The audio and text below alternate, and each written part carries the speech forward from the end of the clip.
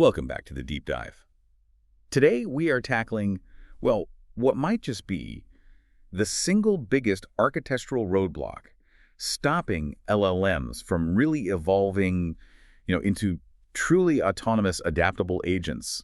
I mean, the fact that they're essentially static once you deploy them. That's exactly right. For all their power, these modern LLMs, they're incredible but kind of brittle structures in a way. The Yeah. moment you try to teach them something new, you just slam into this wall. Catastrophic forgetting. Mm-hmm. So our mission today is to really analyze the source material on this new approach. It's called sparse memory fine-tuning. And it looks like it offers a really effective engineering solution to get around this structural limit. And as always, we're focusing strictly on the architectural details, the technical stuff, and the methodological implications here. We're going to unpack exactly how introducing these sparse parameter updates, specifically in these memory layers, can let models genuinely learn continuously, without completely wiping out their foundational knowledge. This feels like a really crucial step toward building adaptable LLM architecture. Yeah, absolutely. And to really appreciate the solution, we first have to properly understand the problem itself. Catastrophic forgetting, or CF, it isn't actually new to LLMs. It's been known in neural nets since, the late 80s?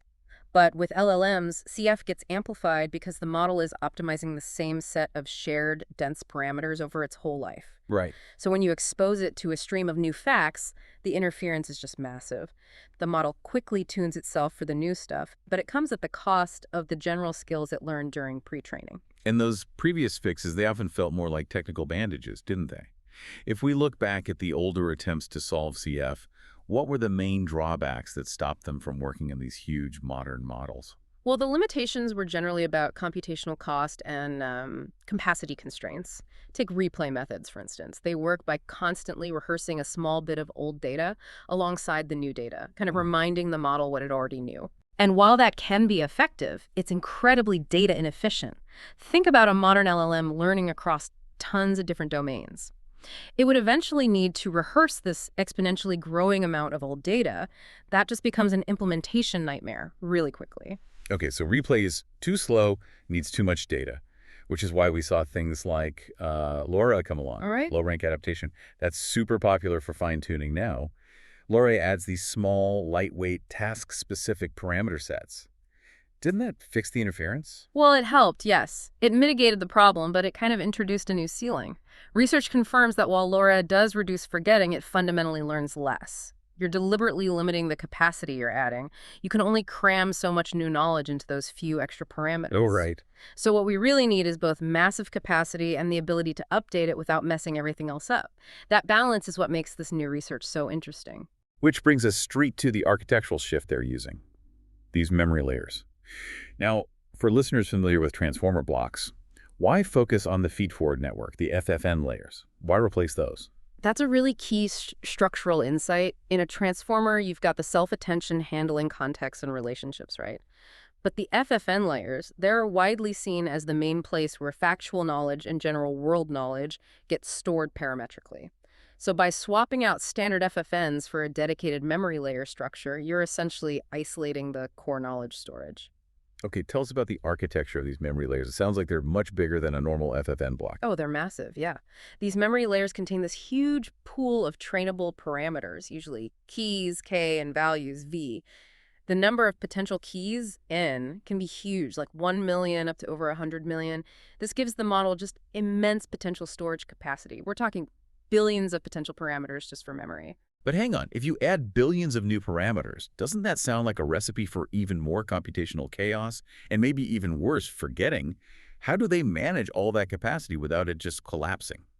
Right, good question. They do it through really aggressive input-dependent sparsity. So for every single token that goes through the layer, the model projects a query. And it uses that query to find only a tiny, tiny fraction of the keys, maybe just the top K, where K might be, say, 32 indices per tension head. 32 out of millions. Exactly. So this means only a minuscule percentage of the total memory parameters, sometimes as low as 0.03%, or even 0.0002% get access for any single calculation. The potential capacity is enormous, but the actual access is incredibly focused and sparse. Okay, so that sparsity gives you really fine-grained control over information access, the read operation.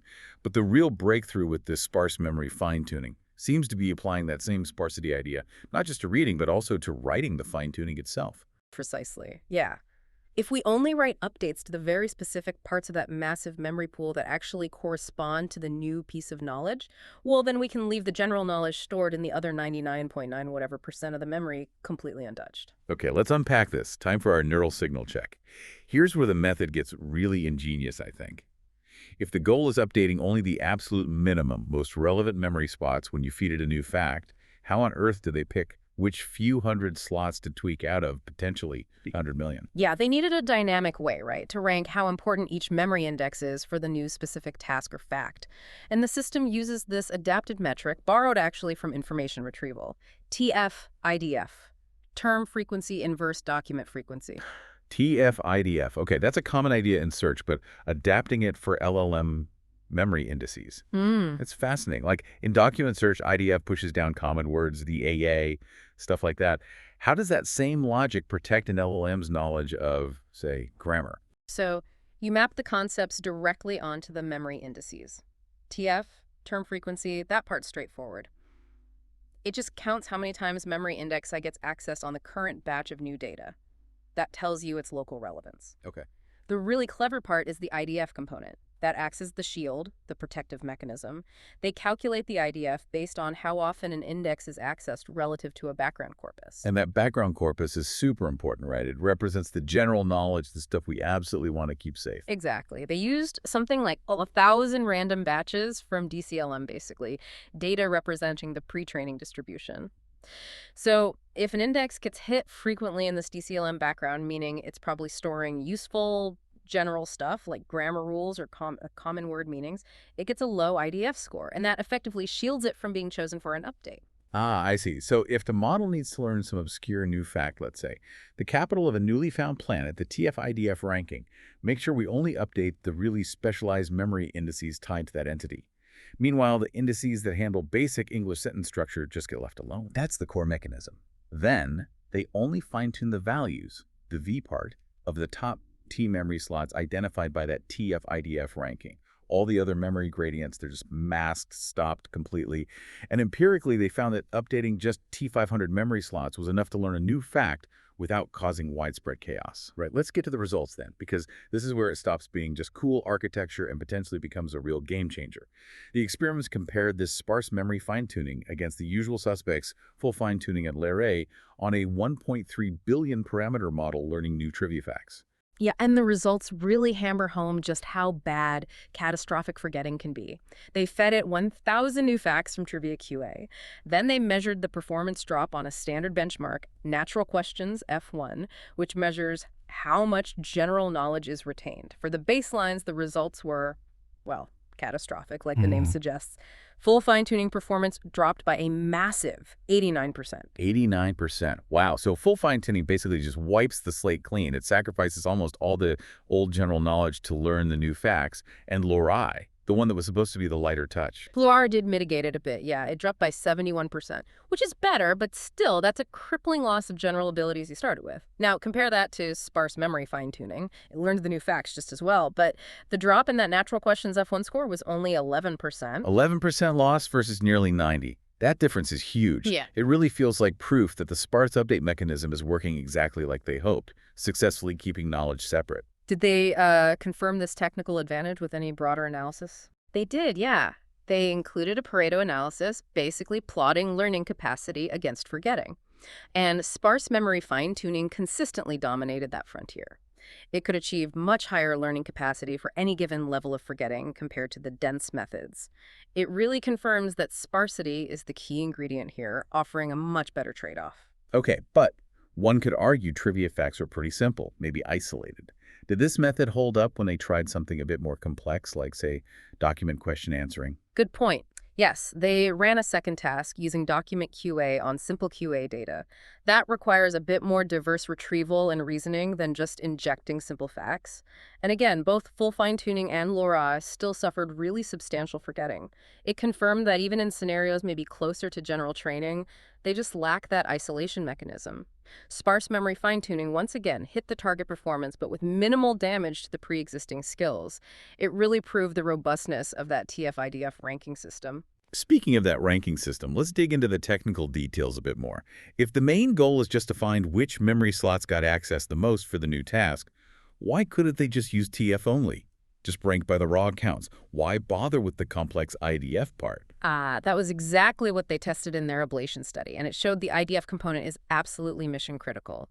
When they tried using just TF-only ranking, which just prioritizes raw local access frequency, they actually saw more forgetting than with the full TF-IDF method. More. Why would that happen?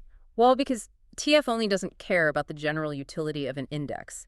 If an index happens to be used a lot in the new trivia task, and it's also used frequently in the general DCLM background for, say, processing common language structures, TF only would happily overwrite it. The IDF component acts like that protective filter we talked about. It's the shield.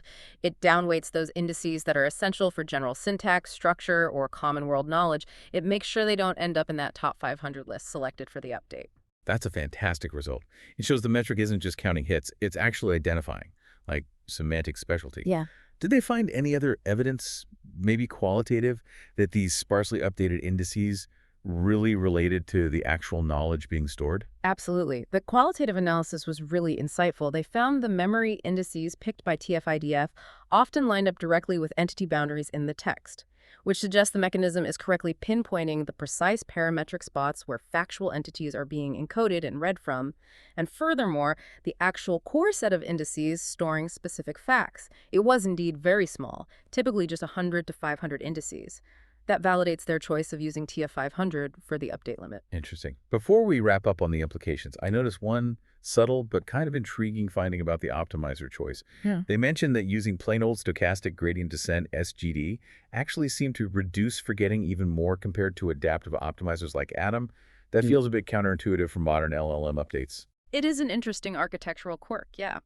For full fine-tuning in LoRA, the optimizer choice didn't really make a big difference to forgetting rates. But for sparse memory fine-tuning, the non-adaptive SGD seemed to play nicer with that extreme sparsity. The hypothesis, which they kind of leave for future work, is that maybe non-adaptive optimizers introduce less noise or less overcorrection when you're making such tiny targeted updates just to the memory values. Okay, so this research really does seem to provide a genuinely revolutionary path forward. The core technical takeaway seems crystal clear.